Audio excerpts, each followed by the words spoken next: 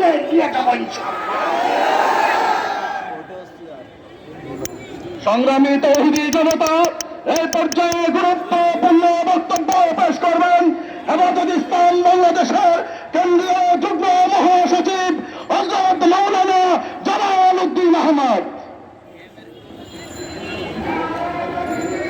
আসসালামু আলাইকুম ওয়া রাহমাতুল্লাহি ওয়া বারাকাতুহু।